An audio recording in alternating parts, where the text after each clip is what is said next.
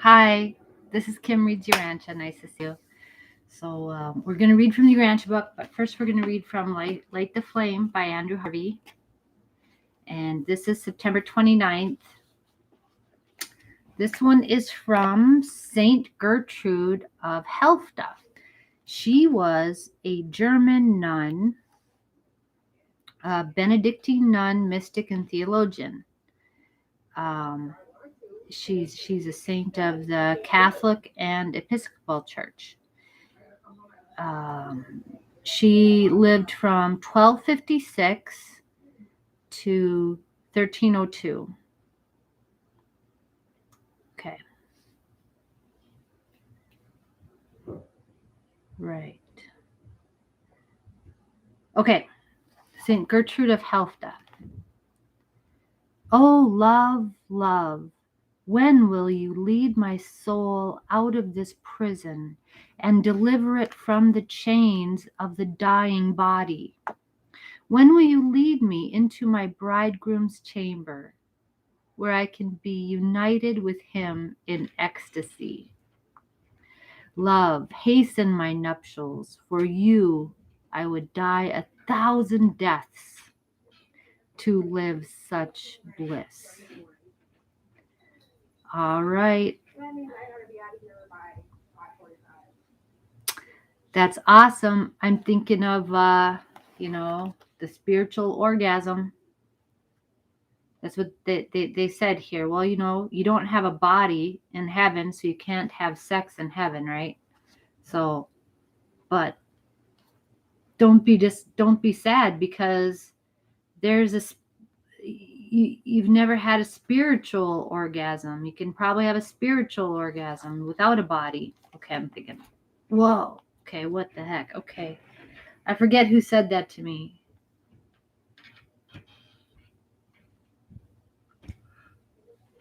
But sorry, I'm kind of tired. All right. So yeah, and this idea of course, they had this idea that nuns were married to Jesus. Not no. I think that I think Jesus is married to my mother, the mother spirit. That's what I hold to. I don't really want to marry Jesus. It'd be like being married to my brother or my father. No. But I think of the whole of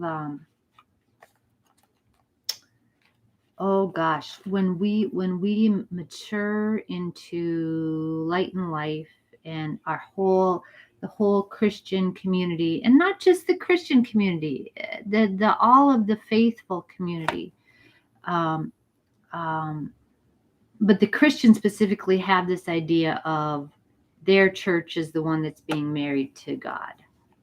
But no, I think it's all of the faithful together, join in spirit with the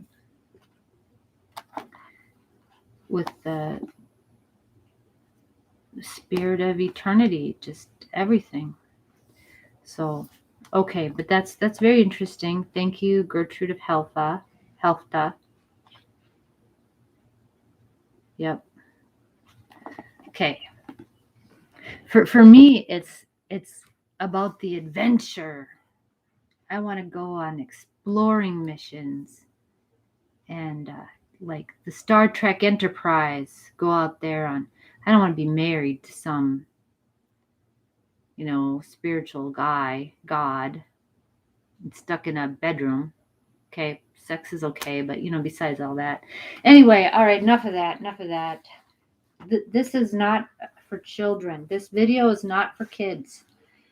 Okay. All right, let's do the Urantia book. We're on paper 20, the Paradise Sons of God. We're talking about the Magisterial Sons. Okay, section 4, the Magisterial Missions. We talked about the judicial actions of the Magisterial Sons and their bestowal missions, right? But let's talk about, well, we'll talk some more later about the bestowal missions. We talked about how they come at the end of a dispensation to judge between the sleeping survivors, and they make those judgments. Okay, so it's got to go through that channel, but it's got to pass through, like if you're judged here, that sounds like such a harsh thing, but it's got to go through the higher level of adjudication too, through the Ancients of Days and the Universal Censors before, okay, but they do that. They do some judging. But anyway, we talked about that last time. We're talking about their magisterial missions. Prior to the planetary appearance of a bestowal sun, an inhabited world is usually visited by a paradise avonal on a magisterial mission. If it is an initial magisterial visitation, the avonal is always incarnated as a material being. He appears on the planet of assignment as a full-fledged male of the mortal races, a being fully visible to and in physical contact with the mortal creatures of his day and generation. Throughout a magisterial incarnation, the connection of the avonal sun with the local and universal spiritual forces is complete and unbroken. Okay, so a couple things here. Why does he always have to be a guy? Why did guys get all the good jobs, right? Well, there's something about males, and as far as like time space, it's like our mother never leaves us. She's always here with us in spirit. The males come and go. The males can come and go. So it's got something to do with that. So the males are the masters of time because they can use time like this. And females are the everywhere all the time, the masters of space. So our mother always has this presence with us. If you can appreciate that, and instead, why can't the mother come? Well, the mother's always here. Mother's always here. The female presence is always here. The male presence is the one that comes and goes. Okay. So that's a big thing for people, a lot of people these days. I get it. Okay, when he appears on the planet, he's in the initial mission. And again, this has never happened on Urantia. So he's not born. He appears fully here, like an adult male here, like kind of like the Melchizedek did here. But this is the normal progression of other planets. Remember, we're a special case. Okay, a planet may experience many magisterial visitations, both before and after the appearance of a bestowal sun. It may be visited many times by the same or other avonals, acting as dispensational adjudicators, but such technical missions of judgment are neither bestowal nor magisterial, and the avonals are never incarnated at such times. So in these judicial actions, they come not to be incarnated. They're not incarnated at all. They're judging the sleeping survivors. The magisterial ones may be incarnated as an adult, but not a bestowal, like born as a baby. Okay, that's different. Even when a planet is blessed with repeated magisterial missions, the avonals do not always submit to mortal incarnation. So they may or may not be incarnated, but only one time will they be born as a baby. And when they do serve in the likeness of mortal flesh, they always appear as adult beings of the realm. They are not born of woman, unless they're doing one of these bestowal missions, and that happens once on a planet. Okay? And that's not a magisterial mission. Magisterial missions are not born of the woman. Okay, so when Okay, so when incarnated on either bestowal or magisterial missions, the paradise sons have experienced adjusters. They do have thought adjusters, and these adjusters are different for each incarnation. That's interesting. So I always think, my adjuster is my partner. Well, it's destined to be fused with my personality, so it's mine forever. Or I am hers forever. Because my thought adjuster is a girl. Yeah.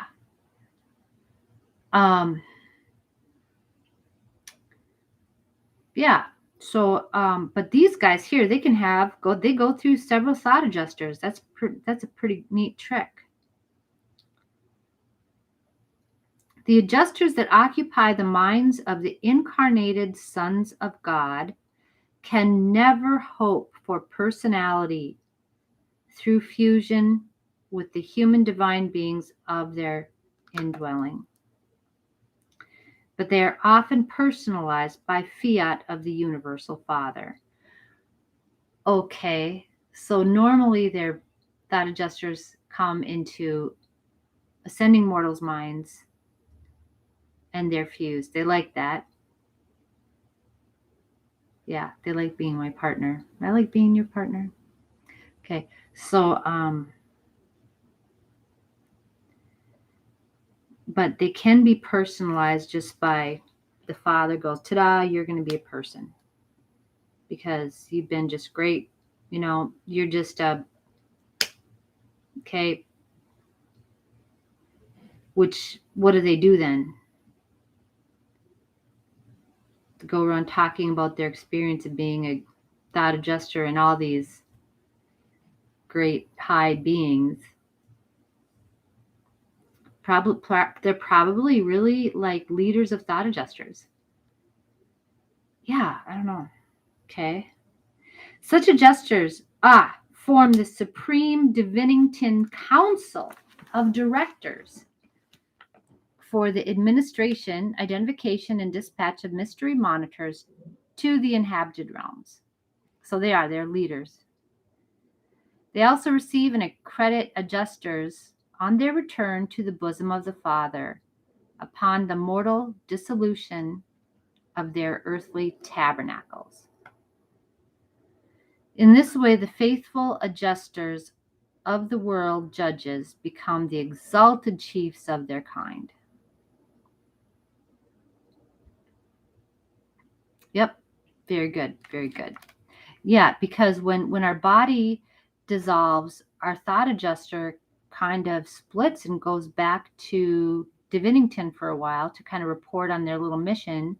And then they come back and meet us again in the mansion worlds and, say, okay, I'm back, and then you get, I don't like the idea of parts of me going flying off there, but, my thought adjuster is, its own, I have to be led by my thought adjuster. So I got this idea that I'm in control of all the parts of my being and everything, in full control of it. Well, I have choice, but this is a part of me that's more than a part of me. This is part of God too. That's a big relationship. Yeah. So when only when our ideas here are fused like this. Yeah, it's interesting. Can we really be one? Meanwhile, they're going to go fly away from me, and I'm going like, yeah. When I die, but then they come back. Yeah, it's like you go to the doctor and he said, "Oh, well, we're going to take your leg off, and we're going to fly you and your leg over to this other hospital, and then we're going to put it on over there." It's like, why do you have to take it off in the first place? But that's how it is. Trust. Urantia has never been host to an avonal son on a magisterial mission. Had Urantia followed the general plan of inhabited worlds, it would have been blessed with a magisterial mission sometime between the days of Adam and the bestowal of Christ Michael. But the regular sequence of paradise sons on your planet was wholly deranged by the appearance of your creator son on his terminal bestowal 1900 years ago. Urantia may be visited by an avonal commissioned to incarnate on a magisterial mission. Urantia may yet be visited by an avonal commissioned to incarnate on a magisterial mission, but regarding the future appearance of paradise sons, not even the angels in heaven know the time or manner of such visitations. For a Michael bestowal world becomes the individual and personal ward of a master son, and as such is wholly subject to his own plans and rulings.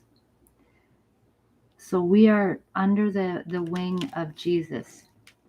Our whole planet is very special to him.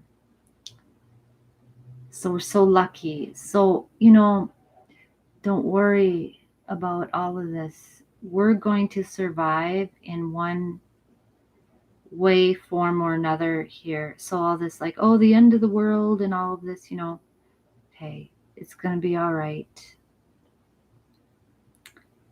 Somehow it's going to be all right. It's going to be all right. Just keep that faith. Now, there's different time-space continua. I've always thought, well, maybe the Earth will crash and burn in one space-time continuum, but then we'll survive in another one. Or there could be a lot of these different ones. So that's kind of where I'm at. We've got we exist in many different space-time continua. So there's all these potentials, right, for our existence. And we're just living just this one of them. So it's okay. But God has that. Yeah. It's all right. I worry about that end of the world stuff. Man, that's a hard thing. Okay. Where am I at here? So, so for a Michael bestowal world becomes the individual and personal ward of a master son, and as such is wholly subject to his own plans and rulings. And with your world, this is further complicated by Michael's promise to return. So Jesus did promise to return here to us. In what form or whatever, we don't know. We say, well, he'll come like a thief in the night. He'll come in glory like the, who, I don't know. You know what? He'll come. He'll come, and the people who have, the spirit of truth is poured out on all the flesh. And if we're responsive to that, responsive to this, we'll know him. Okay, meanwhile, we see him in all of us. We see God in all of the people, even in the people that we don't like very much.